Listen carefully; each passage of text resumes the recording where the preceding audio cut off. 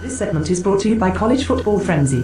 For compelling football discussion, find us on Facebook today. Non più tra i farfalloni amoroso, notte e giorno di torno girano, delle belle turbando al riposo, Narcisetto a dolcino d'amor. Delle belle turbando al riposo, Narcisetto a dolcino d'amor. Welcome, college football fans, to another weekly installment of Congratulations, you lost. And your team sucks donkey balls with Timothy Ray Bailey. This week we examine Gary Patterson, Tom Herman, Dan Mullen, Mario Cristobal, and Chris Peterson.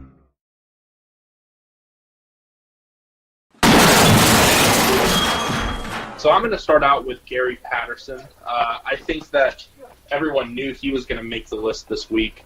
So I figure we'll start with him first. Obviously, when you lose to Kansas, you're going to be eligible to be on such a list, a pristine list as this. For a lot of people that don't follow Big 12 football or only follow it enough to say they don't play defense, this is a weird thing that happens every year. I don't know if you guys have ever looked. Even when TCU's really good, they play with Kansas. I don't get it. It's just one of those weird games like that? It's just one of those weird games. The year that TCU was really good and went to the Peach Bowl and beat Ole Miss really bad, the year they kind of got screwed out of the college football playoff, they struggled with Kansas that year too. And then even 2015, I think they beat Kansas like 23-17 or something like that. Like, this is kind of a yearly annual thing, but this was just the wrong year for TCU to play around with Kansas. And there's a couple of reasons why. One of them is because TCU is not as good as they have been in the last couple of years. And the reason that's the case is because they've been hit with a lot of injuries. So when people say, how can a team like this hang with Ohio State, but then, and beat a good team like Iowa State, but now they can't beat Kansas. It has a lot to do with injuries. TCU, unless you're a blue blood, you don't really have depth to overcome 10-plus injuries. And TCU's had exactly that. Their best defensive tackles out, their best safeties out, their best linebackers out, their quarterback's out, 3 of their offensive linemen are out. It's been a nightmare for them. Kevontae Turpin, their All-American punt returner and kick returner, he was dismissed from the team. He's also an excellent and a starting wide receiver for them. So it's been a nightmare for them this year, and that's a lot of the reason why they're on here. But anytime you lose to Kansas, you're going to get grilled. And Gary Patterson knows that losing to Kansas is not acceptable. It doesn't matter what school you are in the Big 12. Unless you're Kansas State, you just can't lose games to Kansas, period. How many losses do TCU have? TCU is now 3-5 on the year, oh, wow. Meaning that they are now in 10th place in the Big 12.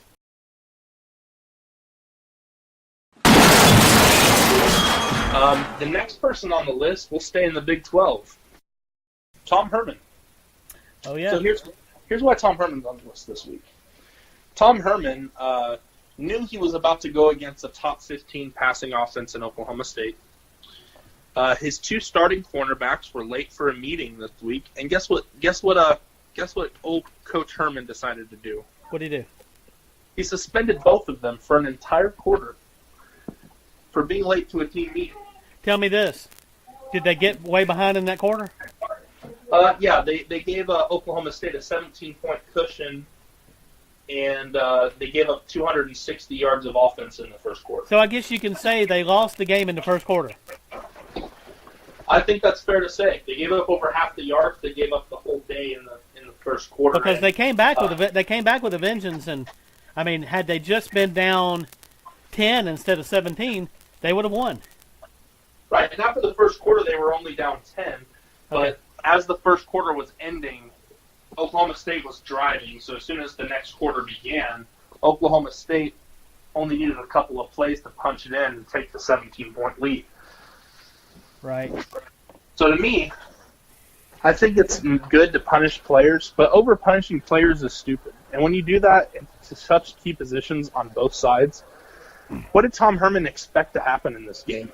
Not only do you have Oklahoma State off a bye, who maybe they're not as good this year as they normally are, They've got talent at wide receiver. They've got a heck of a football coach in Mike Gundy. It's homecoming, and they're celebrating the anniversary of Barry Sanders' Heisman season. Yeah. So everything was wrong with suspending them for a whole quarter. And let me remind you, Oklahoma suspended Kyler Murray for one series earlier this year for the same thing. There was no reason to suspend those two players for an entire quarter each. Right. Boy, he was sure mad at the end of the game, wasn't he? Yeah. He better suspend himself, right?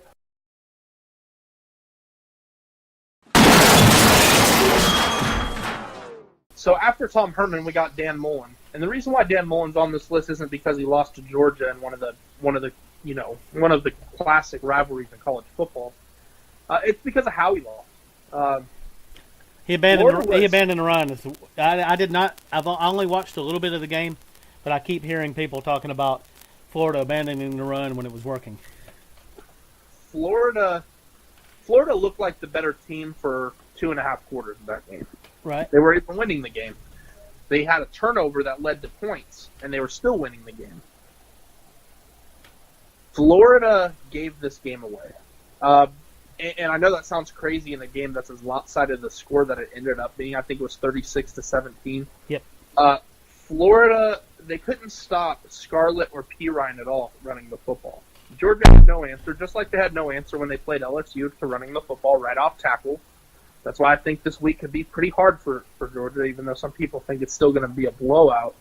I just think this is going to be a tough week for Georgia in general, so you'll probably hear Kirby Smart on here next week. Well, maybe not probably, but there's a chance. Anyway, Pirine and Scarlett aren't being stopped. And all of a sudden they stop running and they start throwing interceptions and fumbling. Yeah. And suddenly a game where they led 14-3 is all of a sudden 36-17. Yeah. And it happened in a blink of an eye. It really did. I mean, it was bad. It was crazy bad. Well, I watched a little bit of it early, and Florida looked like they looked like they had it. I mean, right. The whole game. If you watch that game, the first 2.5 quarters, you're thinking there's no way that Florida's gonna lose this game. You think Florida has the command of the game. They look like the more physical team. They look like the more talented team, as crazy as that sounds. And they look like the better coach team. It's one of those games where, football's a weird game, and anything can happen, and 1 or 2 place changes can change anything in a game. But there's not a lot of games where you see, wow, this team's more talented, this team's more physical, and this team's better coached, and all of a sudden it changes before the end of the game. That doesn't happen very often.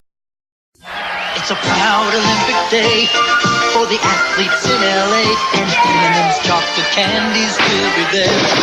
Those colorful candy shells they're wearing are part of all the fun and sharing, 'cause the milk chocolate melts in your mouth, not in your hand.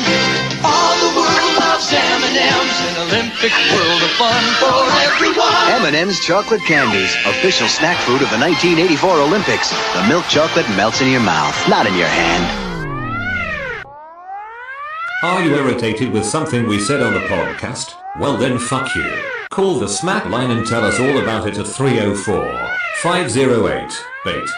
Don't be a pussy fuck boy. Call the smack line today.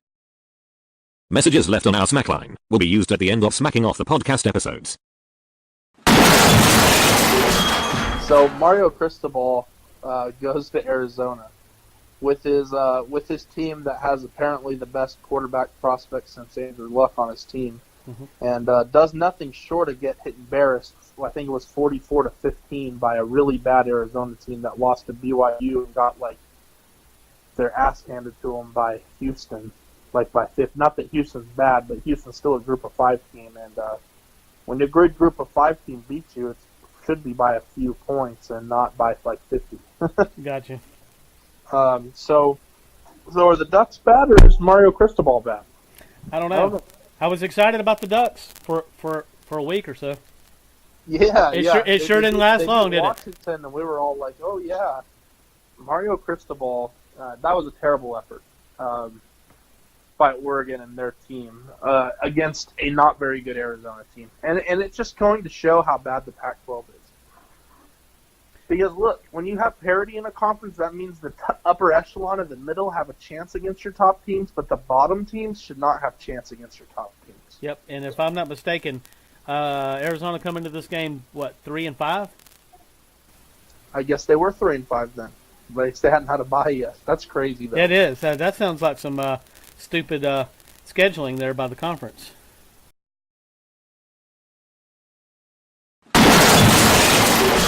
Now, we're going to stick in the Pac-12, and we're going to have a guy that I probably won't ever name again on this list. I have a hard time thinking I ever will. Okay. Chris Peterson. Yeah.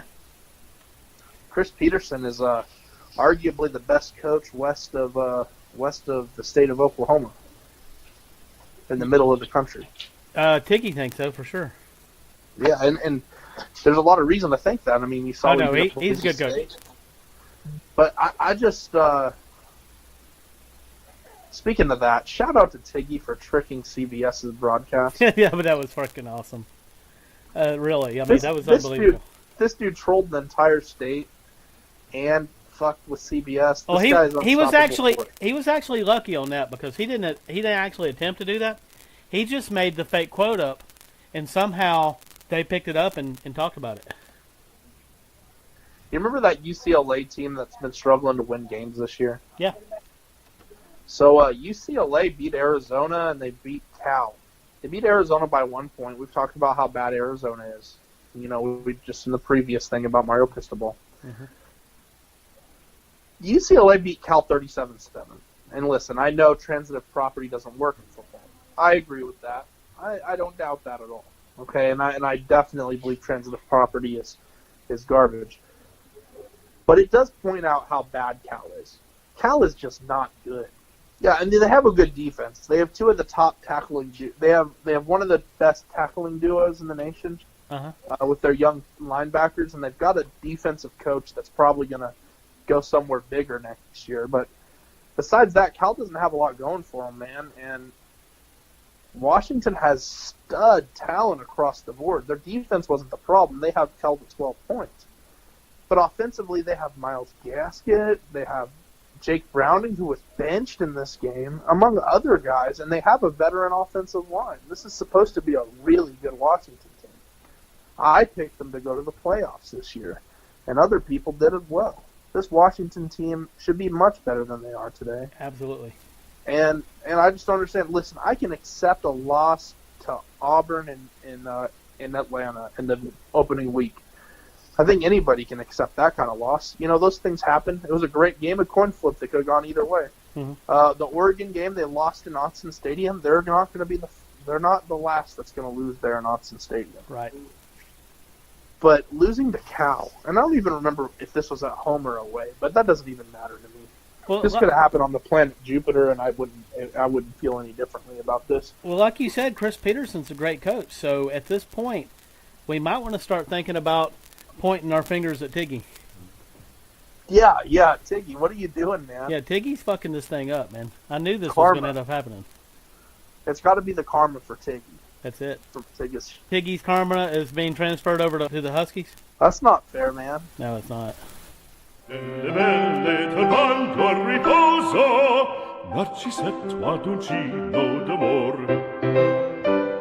Cherubino alla vittoria, alla gloria militar, Cherubino alla vittoria.